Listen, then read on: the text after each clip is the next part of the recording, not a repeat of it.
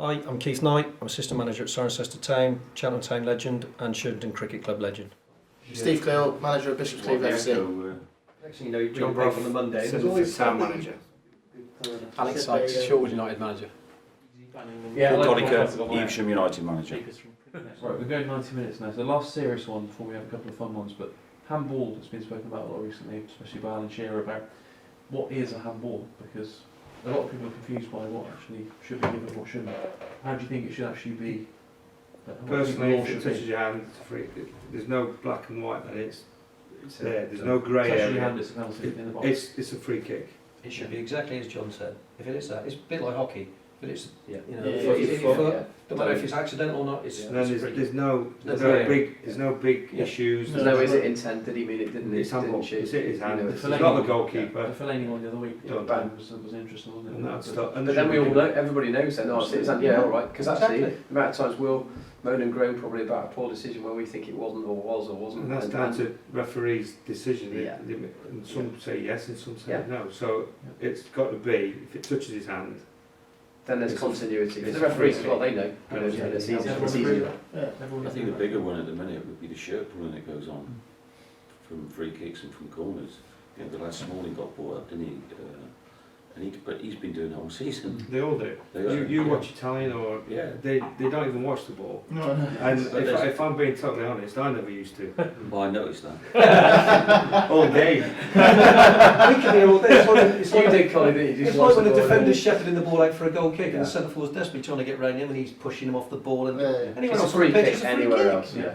Yeah. But until a referee is strong enough to say well, that's a free kick, then they'll just continue to But look at it. every corner But there'd be a penalty. Yeah, they Yeah. would. But that's where, as a group of referees, they've all got to do it. Absolutely.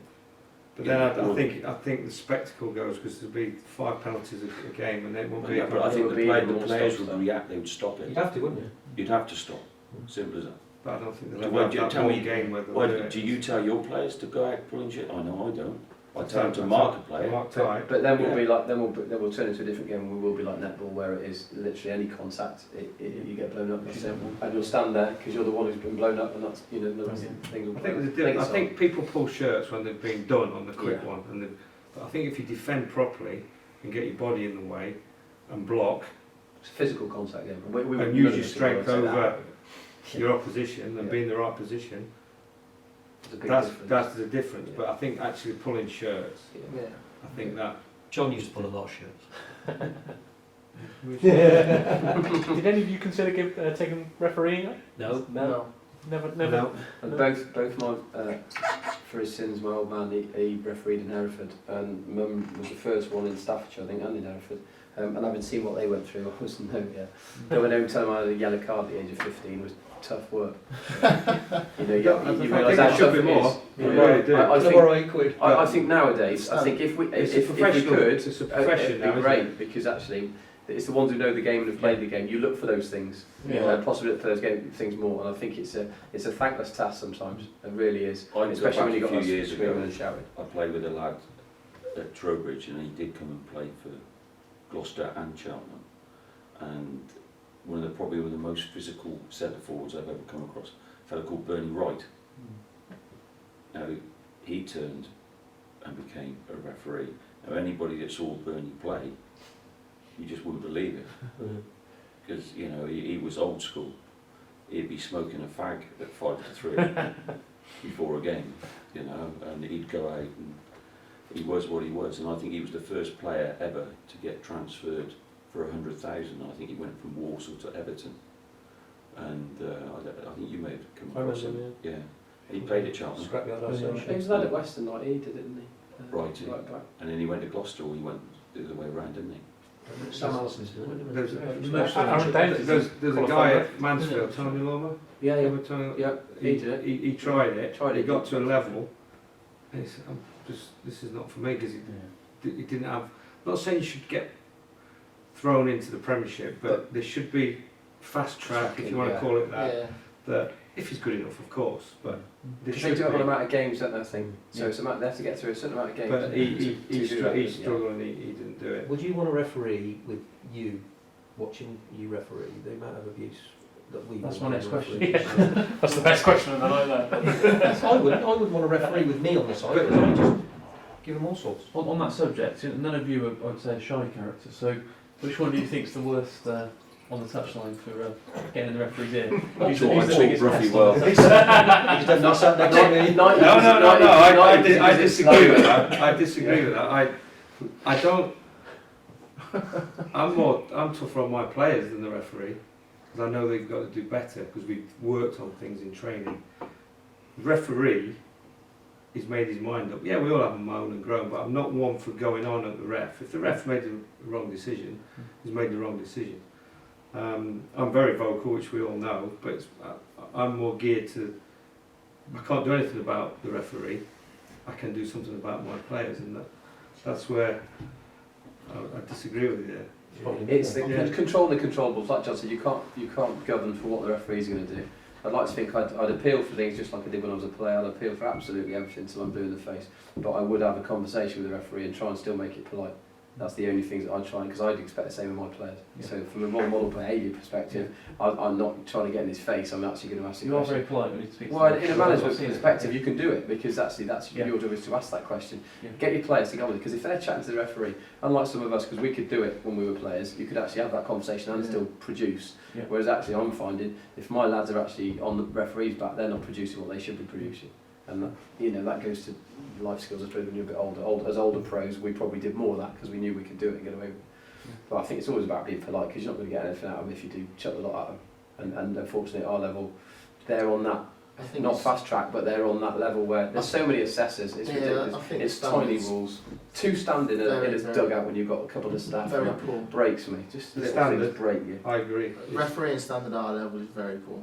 It's consistency. It is consistent. Oh. You don't expect. But they're consistently bad, which, Yeah, that's what I which mean. we all have to accept, Yeah, and they're bad for both teams. yeah. That's Yeah, you look at a game and you go, and I like to think, even looking at a game, although you've got your own team's hat on, you try and look as, take a step back and look at their performance, and you do try and do that. I do avidly, but you do struggle sometimes. You question. The harsh reality is we can't play a game of football No, without. that's right.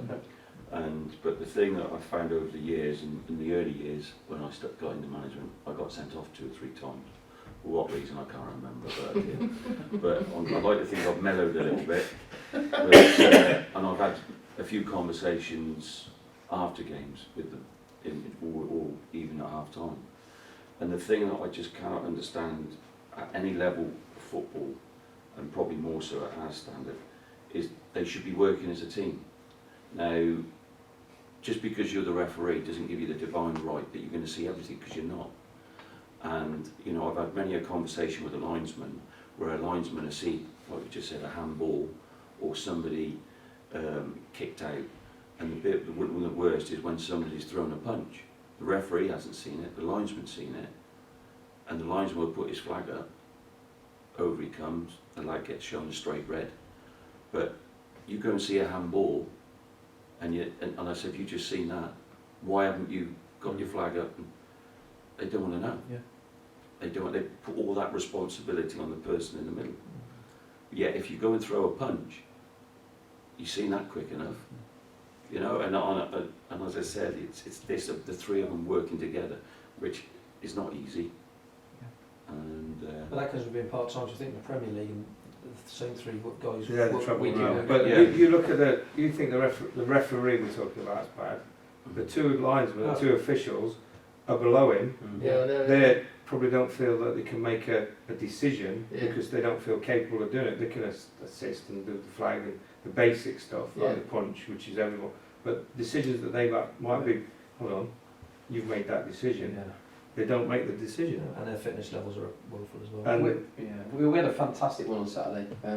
Who would have a conversation. The linesman. not the Did you referee, win? But the linesman. No, the linesman, fabulous, and he was great, and he was very honest about things, and he would be saying, it's the ones where I don't mind when they hold their hands up and say, yeah, well, I've missed that, or that wasn't quite. You don't mind that, because we all make mistakes, and our players will make them regularly.